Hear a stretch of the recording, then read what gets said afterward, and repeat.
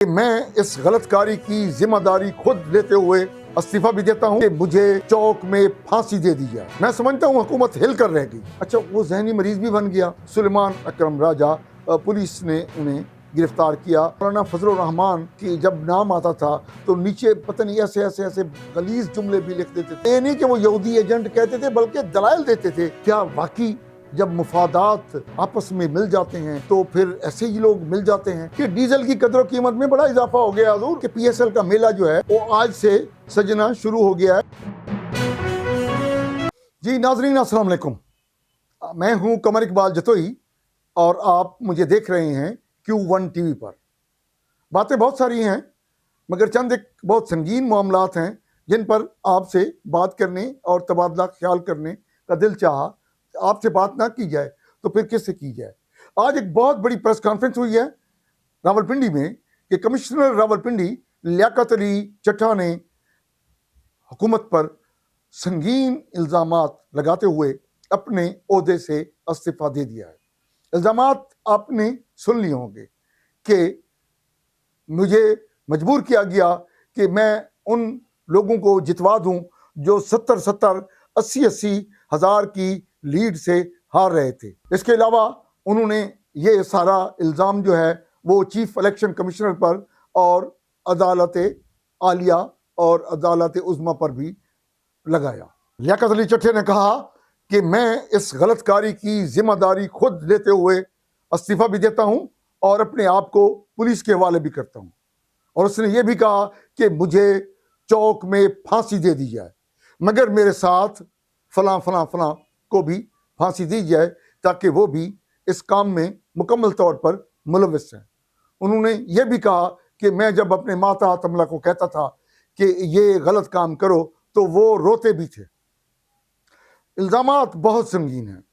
میں سمجھتا ہوں حکومت ہل کر رہ گئی ہے، مگر ایک بات ہے کہ انہوں نے اتنی بڑی اہم پریس کانفرنس میں اپنے الزامات کے کوئی ثبوت نہیں دیے۔ چاہیے تو یہ تھا کہ ان کی میز پر ایک پلندہ ہوتا جو فوٹو کاپی ہوتا اور وہ صحافیوں میں تقسیم کرتے کہ یہ یا وہ میسج آئے ہیں تو ان کو کاپی کی جا سکتی تھی، ان کے کاپی کر کے صحافیوں کو فراہم کی جاتی کہ فلاں شخص فلاں عہدیدار فلاں سے مجھے یہ میسج آیا ہے، یہ فون کال آئی ہے کہ فلاں کو جتوانا ہے، فلاں کو جتوانا ہے، فلاں کو ہروانا ہے، فلاں۔ ایسا کوئی ثبوت انہوں نے نہیں دیا۔ یہ بڑی حیرت کی بات ہے۔ اور بات بھی اچنبھے کی ہے کہ یہ ان کو 10 دن بعد کیوں خیال آیا؟ ٹھیک ہے 8 کو نہیں خیال آنا چاہیے تھا، یہ خیال اصولاً یہ کام کرایا گیا 9 تاریخ کو، 9 کو نہ صحیح 10 کو خیال آ جاتا۔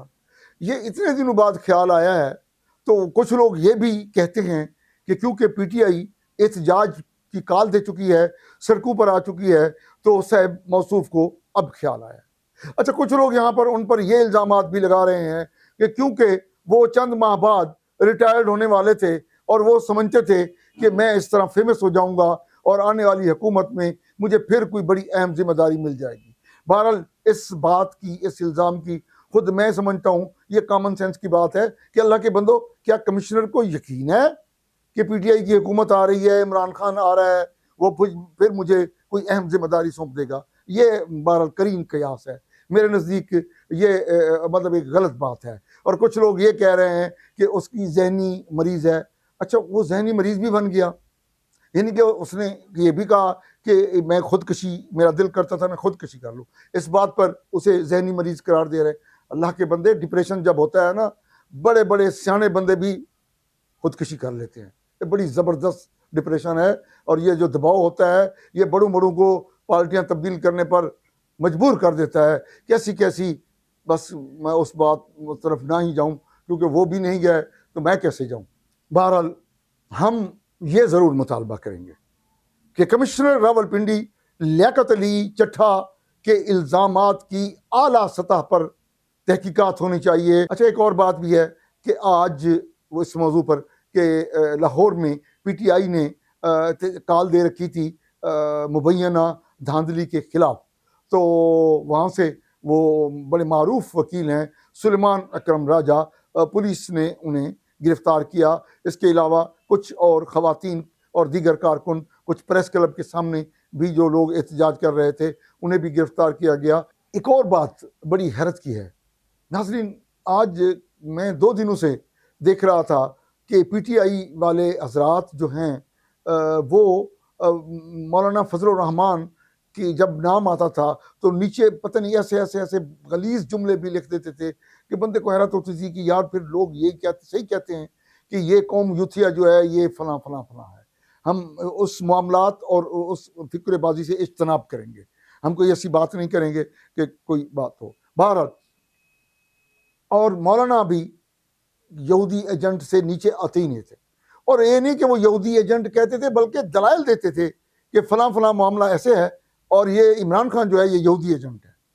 تو اب وہ شیر و شکر ہو رہے ہیں، اور اللہ کے بندے کہاں گئے آپ کے وہ القابات جو ایک دوسرے کو نوازتے تھے، آپ لوگ ایسے کیچڑ اچھالتے تھے، ایسے الزامات دونوں طرف سے لگائے جاتے تھے کہ اللہ کانوں کو اندر ہاتھ لگاتا تھا کہ یار یہ کیسے لوگ ہیں، یہ حضرت یہ دین کے طالب علم ہیں، وہ بڑے غلیظ الزامات لگاتے تھے، ادھر قوم یوتھیا جو ہے یہ بڑے غلیظ الزامات لگاتی تھی مولانا پر، ذرا سا بھی نہیں ہچکچاتے تھے۔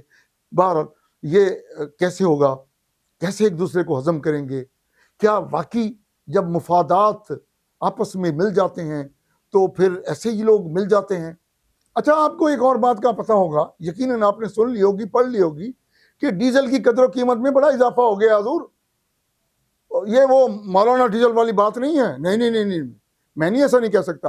یہ ڈیزل کا جو ریٹ بڑھا ہے 8-9 روپے ہے، یہ کس خوشی میں پتہ نہیں حکومت نے بڑھا دیا ہے، کل ہی بڑھایا ہے نا، 15-16 کی درمیانی شب کو بڑھایا ہے نا، یہ اس کا ڈیزل کا ریٹ بڑھا دیا ہے، حالانکہ پیٹرول کا ریٹ انہوں نے 3.25 روپے بڑھایا ہے اور ڈیزل کا تقریباً 9 روپے بڑھایا ہے۔ اس کا مطلب ہے کہ ڈیزل کی ویلیو زیادہ ہو گئی ہے۔ اچھا، ایک اور بات بھی ہے کہ پی ایس ایل کا میلہ جو ہے وہ آج سے سجنا شروع ہو گیا ہے، میدان لگ گیا، جو سمجھو لاہور میں کل ہے، پھر ملتان ہے، پھر کراچی ہے۔ بہرحال پی ایس ایل کرکٹ ایک کھیل ہے جس میں دنیا بھر کے لوگ آتے ہیں۔ ویسے ہم سمجھتے ہیں کہ جو غیر ملکی کھلاڑی آئیں ہم انہیں اتنا بہترین ان کا استقبال کریں اور ان کی قدر کریں، ان کو محسوس ہو کہ پاکستان کے لوگ اپنے مہمانوں کو عزت کی نگاہ سے دیکھتے نہیں بلکہ اپنی آنکھیں فرش راہ کرتے ہیں۔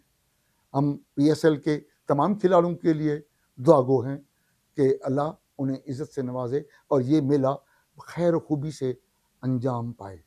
ناظرین، میں یہیں پر ہی اپنی بات کو مختصر کر کے اجازت چاہوں گا، مگر ایک قطعہ یعنی کہ 2 شعروں پر جو ہوتا ہے وہ ایک قطعہ ہوتا ہے۔